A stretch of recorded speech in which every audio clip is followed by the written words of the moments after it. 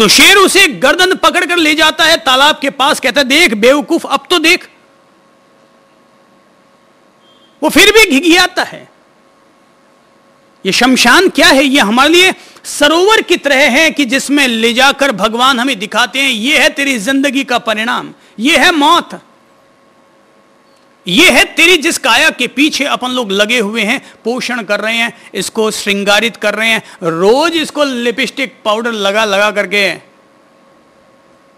इस काया बाईसा को, इस माया बाईसा को अपन लोग जो रोज रोज इसे टनाटन करने की कोशिश कर रहे हैं। भगवान तुम्हारे घर में किसी मौत को भेजकर किसी की मौत करवा करके ये अपन लोगों को सबक दे देना चाहते हैं। तो ये है तेरी काया, और जैसे उसकी काया वैसी तेरी काया है, और जैसे वो मिट्टी वैसे तू मिट्टी, और जैसे वो जाते समय कौड़ी नहीं लेके गया वैसे ही तूने भी कितनी भी जोड़ी हो लेकिन कुछ ले जाने वाला नहीं है।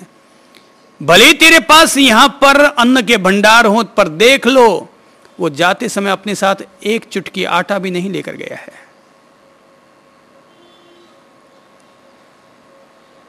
तो दिखाते हैं, पर जन्म जन्मांतर के अपन सब भेड़े ऐसे हैं, जन्म जन्मांतर के अपन सारे भेड़े ऐसे हैं जो फिर भी देख आते हैं। वो कहते हैं हाँ भाई हाँ ठीक है, हम शेर हैं, ठीक है तुमने कह दिया तो मान लिया कि हम आत्मा हैं, हम परमात्मा के अंश हैं, हम ईश्वर जीव, ईश्वर अंश जीव अविनाशी तू कहता तो मान लेते हैं, पर ठीक है भाई।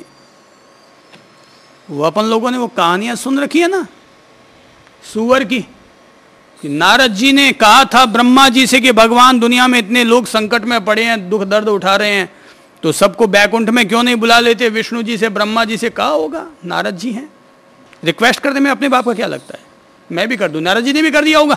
और पर भगवान कृपालु, सो उन्होंने उनकी रिक्वेस्ट मान ली होगी और कह दिया होगा कि जा भाई ले आ, जो तुझे मिलता है उसको लेके आ जा, जो भी संकट में दिखता है ले आ, दुखी दिखता है ले आ। और नारद जी आते हैं और देखते हैं, पहुंचते हैं, सबसे पहले सूअर मिलता है, बोले ये जरूर, ये निश्चित तौर पर दुखी प्राणी है, बहुत दुखी है, इसको ले चलता हूं, इसका उद्धार कर देता हूं। बेचारा विष्ठा खाता है, कचरा खाता है, गंदगी में पड़ा है, इसको ले चलता हूं। नारद जी आते हैं, कहते हैं भाई चल दे भाई, ऊपर चल दे। बोले क्यों, क्या काम है ऊपर? बोले ऊपर ऊपर ऊपर ऊपर बड़ी मौज है। बोले ऊपर बड़ी मौज है। बोले वहां क्या है? बोले वहां ये सब कीचड़ फीचड़ नहीं है, वहां बिल्कुल मखमल के गलीचे बिछे हुए हैं बैकुंठ में, वहां सारे मखमल के गलीचे बिछे हुए हैं, और वो बड़े बड़े बड़े सोफे लगे हुए हैं,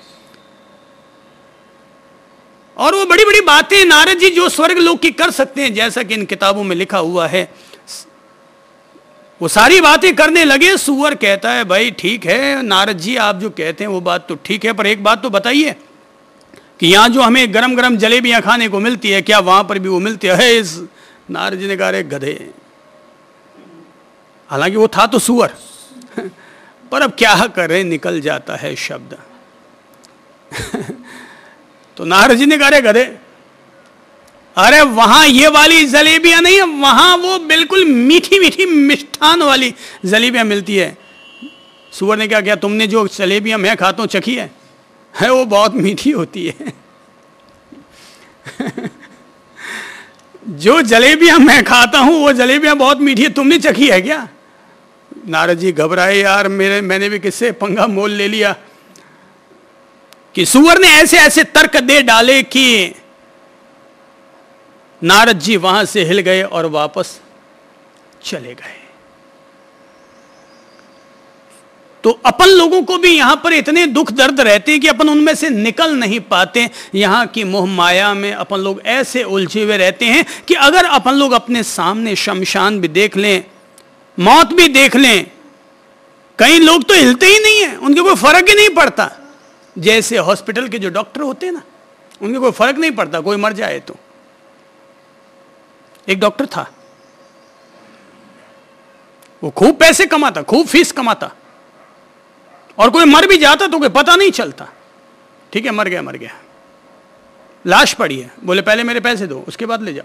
एक दिन उसका खुद का बेटा मर गया, हिल गया, दुनिया मरती है तो आदमी नहीं हिलता है, खुद का बेटा मर गया तो आदमी हिल गया। भगवान धक्का देता है, भगवान आदमी को करंट का झटका देता है। जो संभल गया वो निजता की तरफ बढ़ गया, जो न संभला उसको शैतान वापस अपने कीचड़ के गड्ढे में ले गया। जागे तभी सवेरा।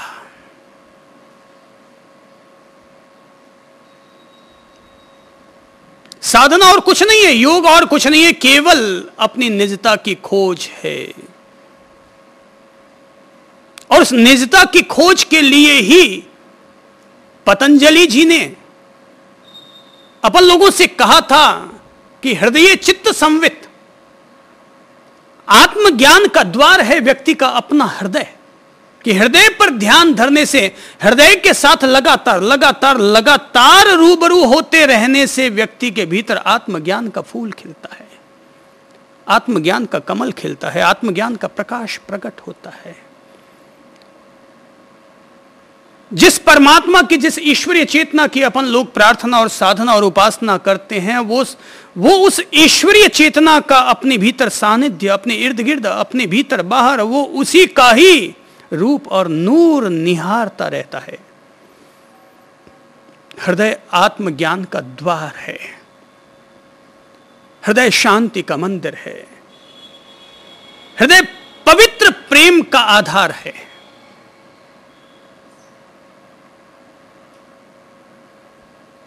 यदि कोई व्यक्ति अपने शरीर को, अपनी बुद्धि को अगर निर्मल और प्रकाशित करना चाहता है तो हृदय के द्वारा वो प्रकाशित करे।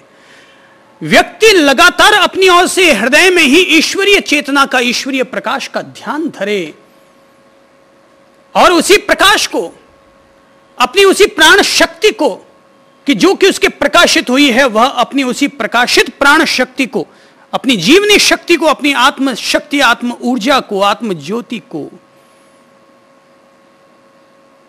अपने पूरे शरीर में भी व्याप्त करे, अपने बुद्धि में भी व्याप्त करें और हृदय के प्रकाश के द्वारा अपनी बुद्धि को निर्मल करें। कि जैसे सूरज उगता है तो सूरज की रोशनी चारों तरफ बिखरती है, ऐसे ही हृदय की रोशनी को हम अपनी बुद्धि और अपने पूरे शरीर में प्रकाशित करें। बुद्धि सद्बुद्धि ही नहीं रहती, बुद्धि दुर्बुद्धि भी हो जाती है।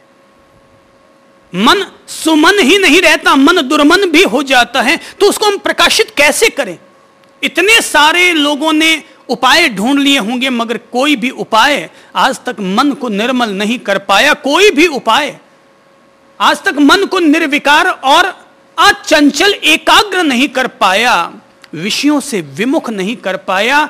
विषयों से विमुख होने का एक ही आधार है, हम अपनी बुद्धि को प्रकाशित करें, हम अपने मन को प्रकाशित करें। और वो प्रकाशित करेंगे कहां से? अपने हृदय में ध्यान धर करके, अपने हृदय में आत्मज्ञान के प्रकाश को प्रकट करके अपन लोग हृदय में प्रवेश करके, हृदय में ध्यान धर के ही हम अपनी आत्म ज्योति का, अपने आत्मज्ञान का प्रकाश, कि जिससे कि हम अपनी बुद्धि को प्रकाशित करेंगे। ये शरीर को, ये मन को,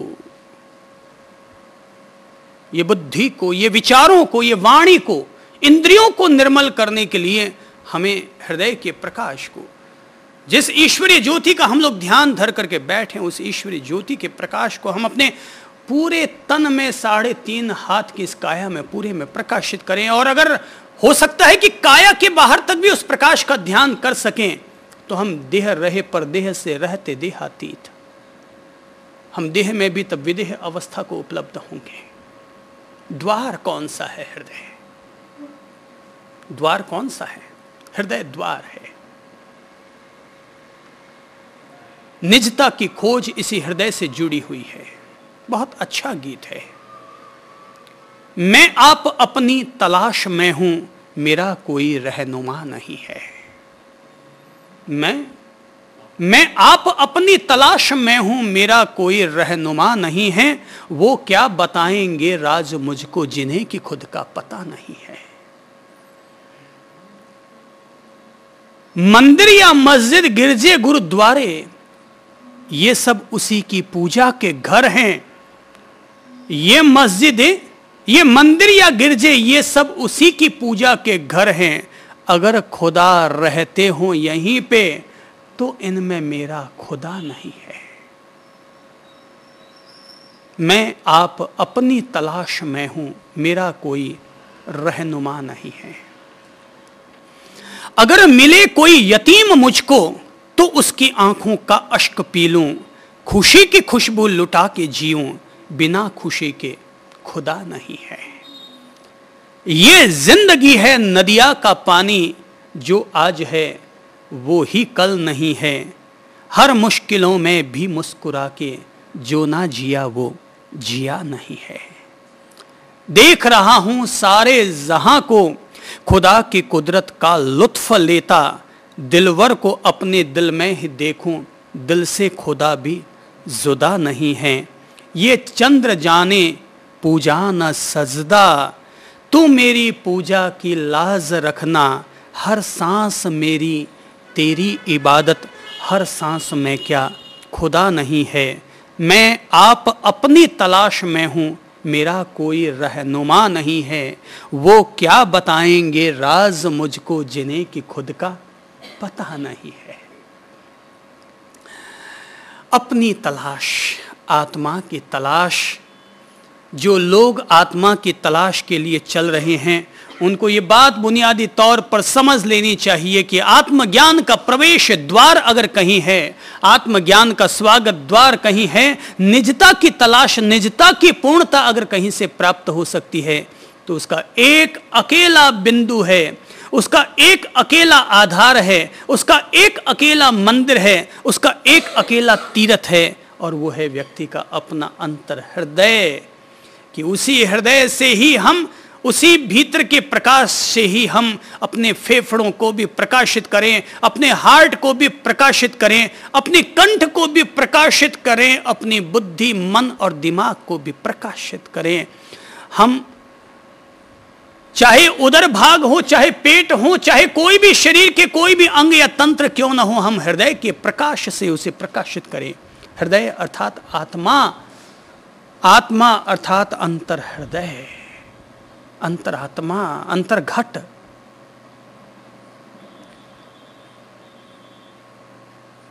तो हृदय के रास्ते हम प्रभु से जुड़ते हैं, प्रभु से प्रीत पालते हैं, प्रभु से अपना मिलन करते हैं।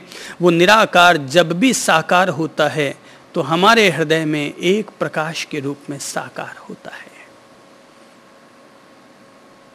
प्रेम का प्रकाश।